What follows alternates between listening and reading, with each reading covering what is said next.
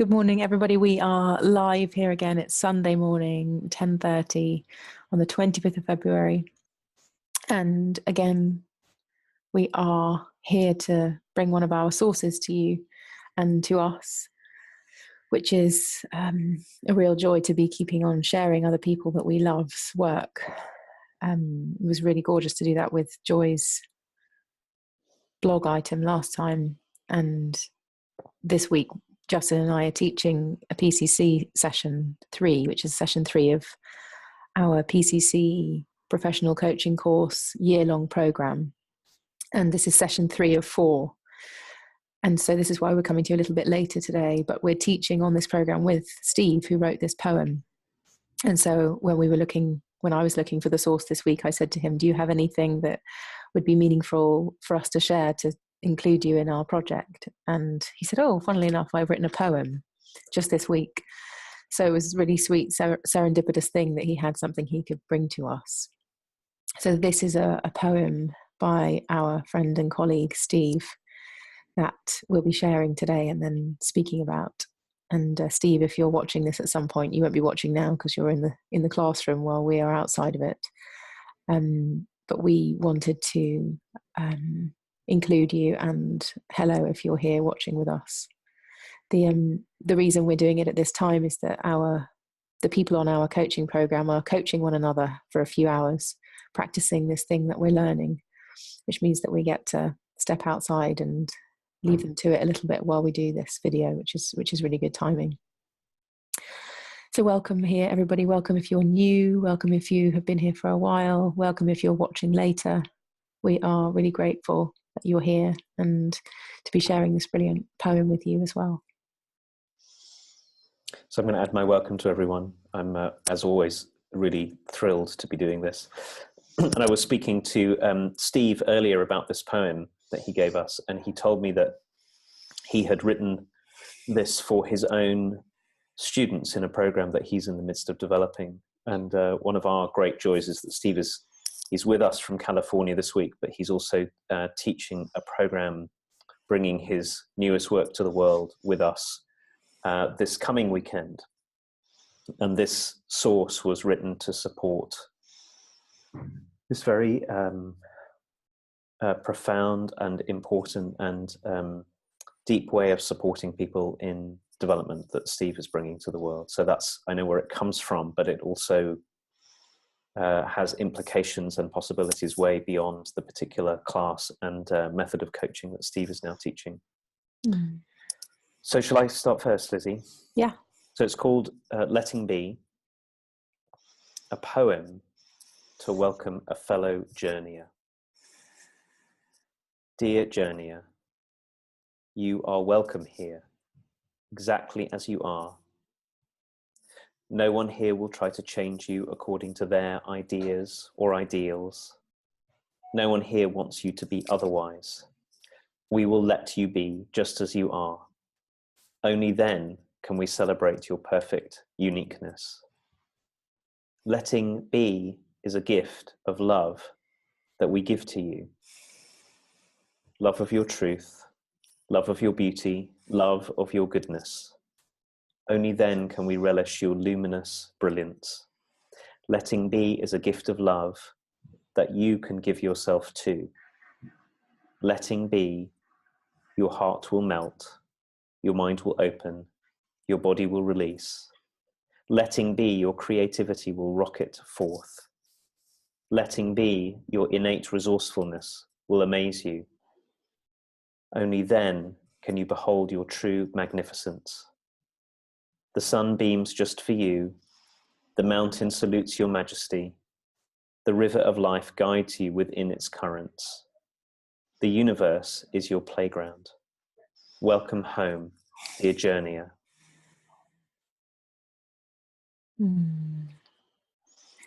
Quite something to receive that. I'm going to read now. Letting Be. Dear journeyer, you are welcome here exactly as you are. No one here will try to change you according to their ideas or ideals. No one here wants you to be otherwise. we will let you be just as you are. Only then can we celebrate your perfect uniqueness.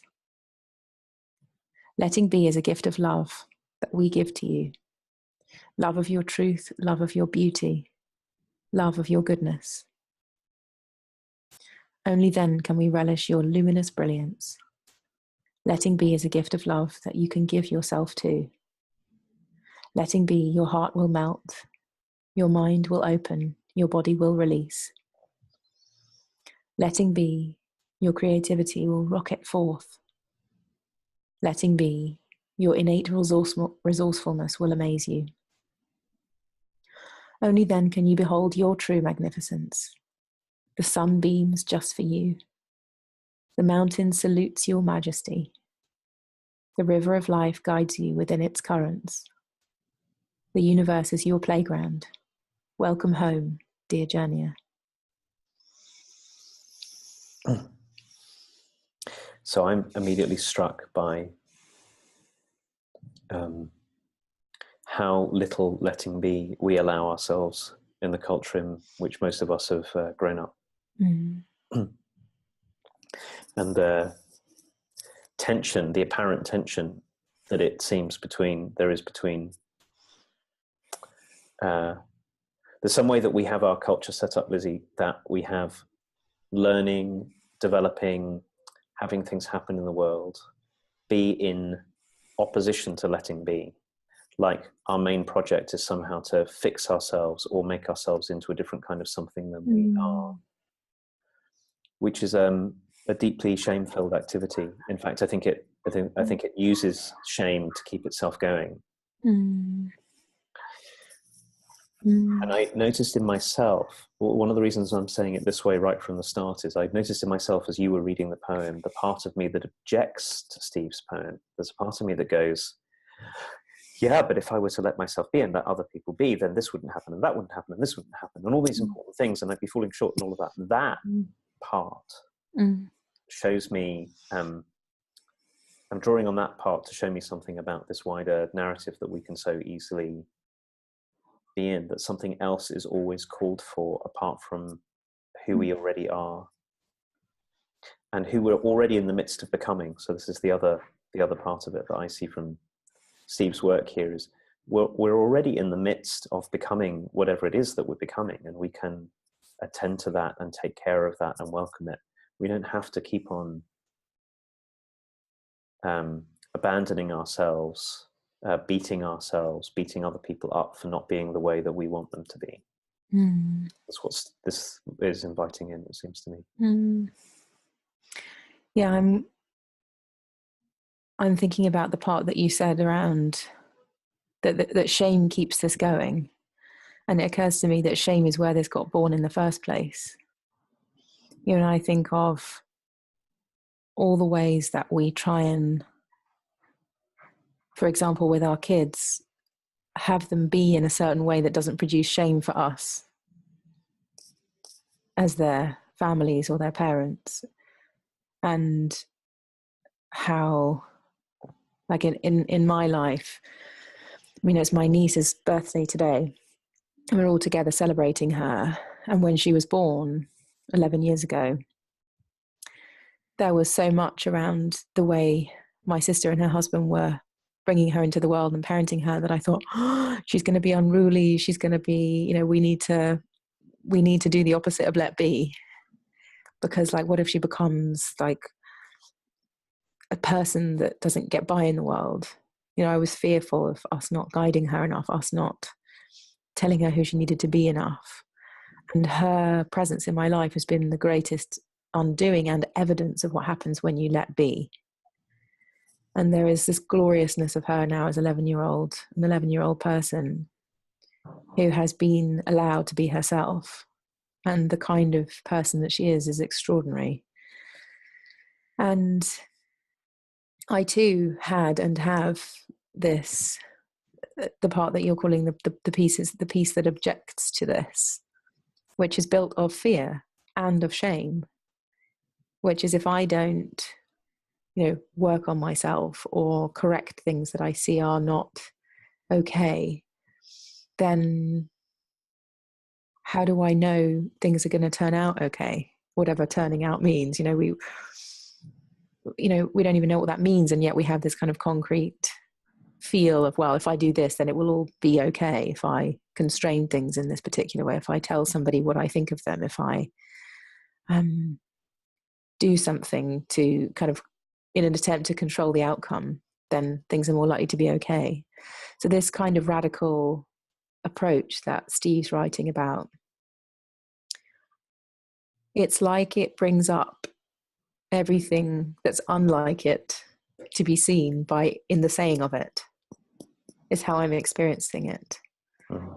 So to be invited into letting be shows me all the parts of myself that can't do that feels stubborn about that goes, yeah, but what if it's kind of this kind of situation or that kind of situation where somebody needs to be told, or this kind of radical invitation to acceptance of other people and how they are and where they are. And of course myself as well, that I don't need to be improved or polished or better than the way I am right now.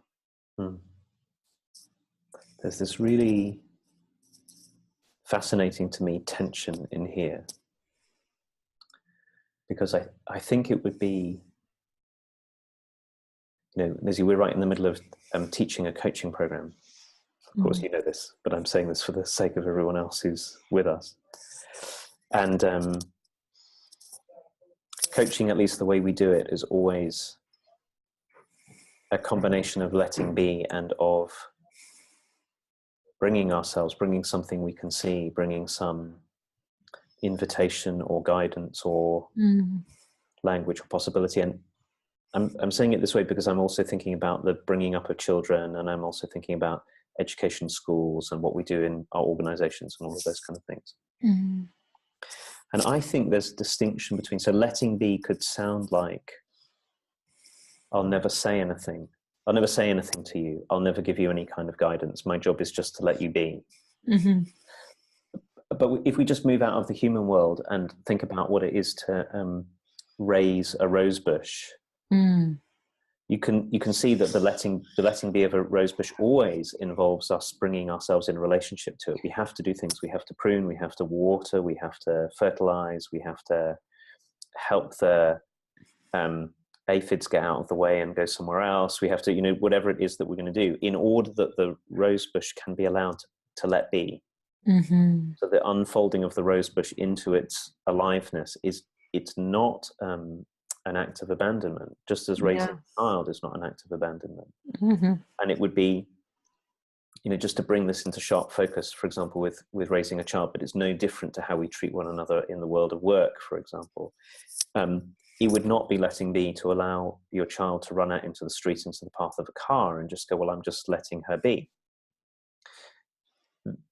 So the radical invitation in Steve's poem is not what it might first seem to be, which is a kind of disengagement, a kind of, I'm not involved, it doesn't matter what happens here. And yet at the same time, and Steve points to this really clearly where he says, we will not try to change you into what we think you ought to be. Mm-hmm.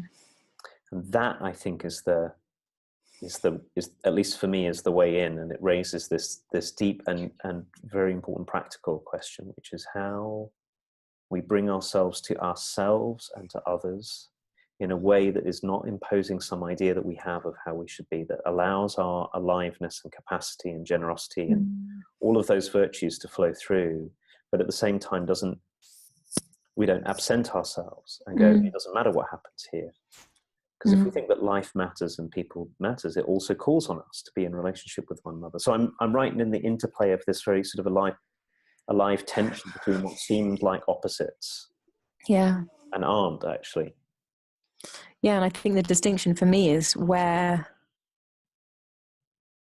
to be able to make the distinction between something that's an invitation or something that's the pruning of the bush or taking the aphids away, and making my rosebush into a mission of topiary, so that I know I'm determining the shape of the rosebush just for my own preference. Mm-hmm. It's like I have to be onto myself as to what the ways I'm trying to control or maneuver, just so that I'm okay. So I have to be able to make the distinction of when this is about me and when this is about another person, in order to truly be in service to myself or to another. And it feels to me like Steve's talking about the line, the continual working out as human beings that we have to do, of when is this my agenda and when is what I think born of my preference of how I think the world should be, versus when am I in support of the natural unfolding and becoming of what's before me, whether it's me or another or a rose bush. And how do I know, and what kind of inner work am I up to that I can make that distinction and catch myself and be kind in all the ways that I fail in that too?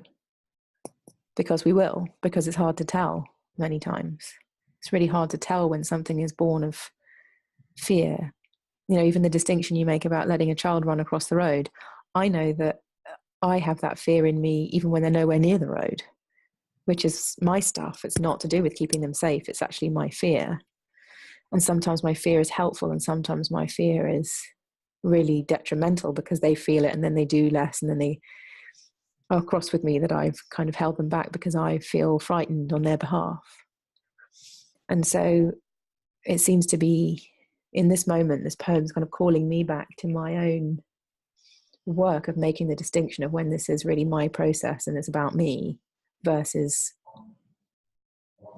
the times when I know that I'm in service of something unfolding, something that's genuinely of support of another, of another life, and of myself as well. So as usual, as we get into these discussions, there's like loads of different distinctions being born of what this is really about, and this gift that we can give one another of relationship, that we can bring these matters into relationship, that we might even be able to make that distinction in the first place, seems to me to be born of relationship as well. You're making really powerful distinction here, Lizzie, about, you said this earlier in our conversation, when the way that we relate to others, apparently in support of their own development or their own learning, is in fact a response to our own fear or shame. Mm-hmm. And how often the way that we take care of others has got something to do with who it will make me in the world if you turn out this way. And that a lot of what we're in also is in comparison. So I see this in parenting, but I can see this in leading or organizing, or even being a friend, or certainly being in a relationship with another person, which is what I'm really doing is I want you to be this way, because then that will have me be this kind of person. And I'm kind of on the lookout for what other people are making of the kind of person I am, and the kind of status I have relative to other people, and acting to corral you or to shape you in such a way that I get to be the person that will apparently address my fear or my shame. Mm-hmm. Yep. And I think this happens in marriages and relationships so much all the time. You know, where we go, well, if you're that kind of person, then that makes me look a certain way or be a certain way in other people's minds, when they're actually a different human being. Because there's a marriage, because there's a relationship, because there's an identity connection, if you like, that person then becomes an expression of who I am in the world by proxy, kind of thing. And I think that's a really big thing. And it's the same with our kids, and it's the same with, like, so for in our coaching class at the moment, you know, I was in a discussion with the group yesterday about our clients becoming an expression of whether we're a good coach or not. You know, if something good happens for you, or if something moves, that makes me look good. And it's like, oh my goodness, what is my agenda? Am I doing this to kind of bolster myself? Am I doing this to be a better person in the world, just so that I've got evidence of my value just because I helped somebody. Like, all of this is so much in it where the product of our interaction needs to be a certain way in order that we feel our own value, because we've lost sense of our own value and our own inherent contribution that we make by being us. And then we try and get that justified outside of us in all kinds of ways. It's really striking me as you're talking about that we can fold this back onto ourselves. So what I mean by that is, once we start to see that a lot of the way that we are with other people and the way that we're trying to guide them and shape them is actually a profound act of unwelcome, because we're trying to have them be such a way that we can then be the kind of person that other people would see us in a particular way, we can start to see how we're doing this to ourselves all the time. Because if I know that I'm up to that with other people, what I also am is being vigilant all the time about the way in which I have to fit in with other people's projects to feel good about themselves and to make me. So we look at this, we look at our parents and we look at our partners and we look at our loved ones, and we're scanning all the time. So now am I doing what our sort of shame warning systems, if that's the right way of saying it, are on the lookout for all the times that we don't show up to be the kind of person, when we show up to be the kind of person that triggers another person's shame, and then we're backing off from ourselves. Oh, I can't be this kind of person because of the way that they're on the lookout for me, just in the way that I'm in the lookout for the way of being of another person. Yeah. All of this is a very profound kind of unwelcome to ourselves and others that we don't even get that we're doing. Know that this is going on, except maybe we can feel it, and we can feel a way that we're at odds with ourselves. Yeah. Which is why Steve's invitation, that might look at first like a kind of, oh, whatever will be, is such a radical and necessary invitation, because the way through all of this is to act in profound and deep welcome to the way that we already are. And so I think probably the part of me that I could feel objecting, much as there's a part of me that deeply loves what Steve is saying, the part of me that objects is the part that is afraid and ashamed and on the lookout for where I am and we all are in relationship to one another, and to looking good and feeling safe. And I'm doing my best to try and say this is a multi-way relational issue where we're all affecting one another all the time in our not welcoming ourselves for the kinds of beings and the kind of goodness that we already are. So this is not some kind of airy-fairy, wouldn't it be lovely if just everybody welcomed everyone, another sort of utopian idea. Like, this is a really deep, profound call to cutting through something that keeps us so much smaller than we need be, and keeps our aliveness away from the world. Yeah, and it removes us from any kind of connection. Because if we're all dancing the dance of the other person's tune, there isn't really a tune. It's like, if I'm trying to fit in the way that I think you would have me fit in to minimize your shame, and I'm fitting in to minimize your shame, like we're both up to it, there is a song that's going on that neither of us are hearing, because we're each dancing to something that's born of a misperception of, or a looking in the wrong place for what everything is made of. And so it feels to me that we're probably doing this for most of and all of our lives, and in this moment there's a kind of an arresting opportunity for going, hold on, where is this happening? How am I participating, either as the person requiring people to be a certain way, or I'm responding to others in their requirement for me to be a certain way? And then if I'm not doing or up to either of those things, what's left? Like, what's life then? And does that give me, in the noticing of that, does that give me a chance to encounter life in a really different way? Maybe it opens up something to inquire into, that, what's here, rather than all of our wrangles to do with one another, and how we want what our judgments are, and how we want people to be different and behave in certain ways. And so I think the letting be invitation is also an invitation of attunement to life itself, and allowing everyone to stand where they stand, but not coming from this agenda of having everybody come to my side or something. Sorry, I just got a note from Bo. She just put a note in the door. It says, "I'm 11. It just went 10:41." She's just turned 11 because she was born at 10:41. You've been joined by Bo. Happy birthday, Bo. You say hi. Justin just said happy Hi, birthday. Justin. Hi. Hello. The actual birthday girl has arrived. It's so good to see you, Bo. And you're live online with who knows how many hundreds of people celebrating your birthday with you this morning. I didn't know. I thought it was just you two. Sorry. No.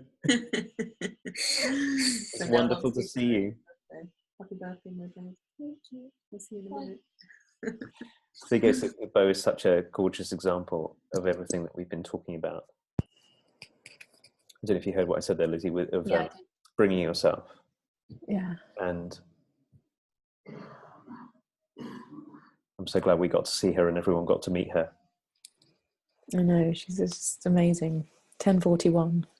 Yeah. It's her actual birth time. Actual birth time. Mm. So this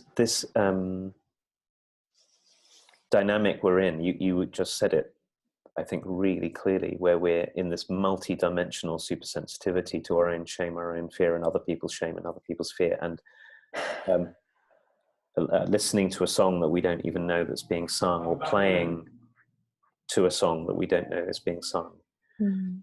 And one of the reasons I think that this conversation we're having is really important, and Steve's poem and the kind of work that Steve's up to in the world is really important, is because it's not just that this is going on between us as a very ordinary social process. It's also going on in many of the structures and institutions that we have around us. And it's also going on particularly in the way that the economic system in which we live draws on this. So marketers have very often learnt how to play on this dynamic of fear and shame. Mm-hmm. And we keep on getting told, not you're fine, and please do what you can to bring your own goodness and particularity to the world, but actually you're not fine, but you would be fine if you were more like this person or this person or this person. Mm-hmm. That's actually what we're being shown repeatedly. Yeah. And it feels this, it makes it enormously hard to keep, to come back to ourselves. Yeah. Which is why we need people around us who will welcome us, as well as we need to develop practices of welcoming ourselves. Mm-hmm. Yeah. It's no wonder it's so hard for us to do. And it's no wonder, again, the part of me that objected, that very quickly went, and had this long list of objections to this very simple act of warm, radical welcome. Because we're being fed it all the time and feeding it to each other. We're part of it, of course. And I receive that as like, you'll be acceptable when, you'll be successful if, you'll have value if. Like there's all of this kind of conditionality on our acceptability or our worth that is somewhere in the future, or dependent on some acquisition or some way of living, having something, being something. And so the radicalness of this for me as well is actually inquiring into the beyond of all of the if statements that our world has in it all the time, in our magazines and televisions and corporations. And it just really undoes so much of that pressure to be welcomed in this way, that someone can sit and be letting be with you, to let you be, is so in opposition to the most of what's going on in our relationships and in our culture and work lives, and in just society in general, like the kind of the general soup of expectation of what we should be and what shape our bodies should be, how much money we should have, what kind of success we should be, where we should be, location wise, even like there's, depending on what circles you're in, there's all these ways that we're falling short all the time compared to the standards that are being laid out for us. Yes. Either in our mistaken perception or like actually through the media that we are exposed to, and it's really big. Well, there's a way in which this is always at play. One of the great perils of this and the great suffering that's caused is that it's what we tell ourselves and what we allow ourselves to be told as well, because it's deeply in our culture, is, as you said, Lizzie, is you'll be welcome when. So you'll be welcome when you're successful enough. You'll be welcome when you have this amount of money in your bank account. You'll be welcome when you have this kind of house. I mean, this is a big part of the culture that we're in. You'll be welcome when you have a job with requisite status. You'll be welcome when. From what I can see, the process of the what's the word? The structure of being in comparison with other people never goes away. So when I speak to people who have, by one set of standards, made it in the world and ought to be able to welcome themselves, what I hear is, yes, but this person, if only I had a house that was twice as big as mine because another person has it, or a better car, or a yacht. I mean, if I sort of go right up at that end in sort of the world of owning of material things, or have that this never stops. There's never a place in which it stops. Yeah. So we're mostly mostly involved in an act of profound not welcoming ourselves, working on. This is what I'm trying to say, is working on getting ourselves welcomed in ways that will never get us welcomed.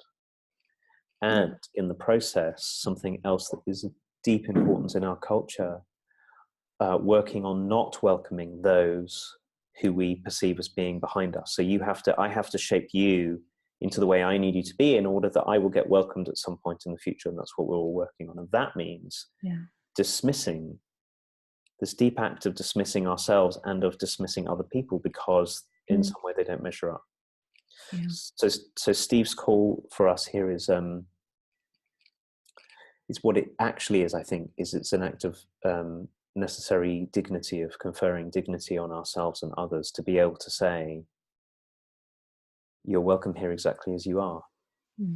I won't try to change you. I won't try to have you be otherwise. I'm committed to celebrating you in your perfect uniqueness and giving you a gift of loving your truth and your beauty and your goodness and relishing your luminous brilliance, and being around in such a way that you can give this to yourself too, so that all kinds of possibilities open, and who knows what possibilities they are.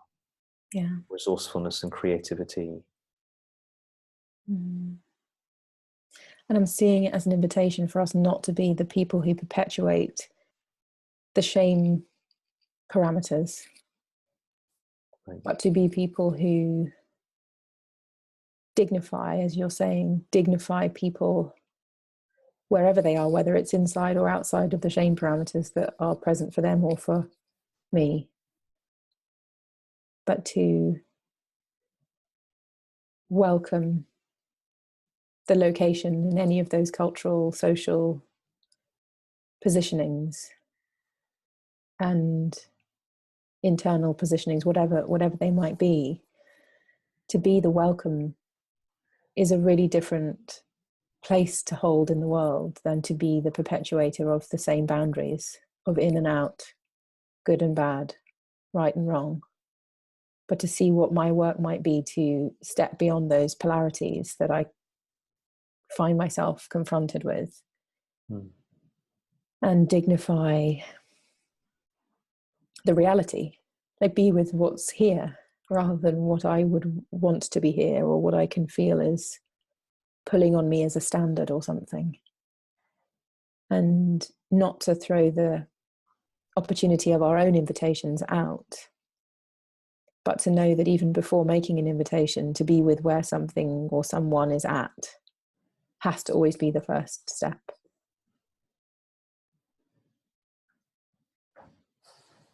all of which calls on us to get onto our own shame, because I think that this is where it starts. Yeah,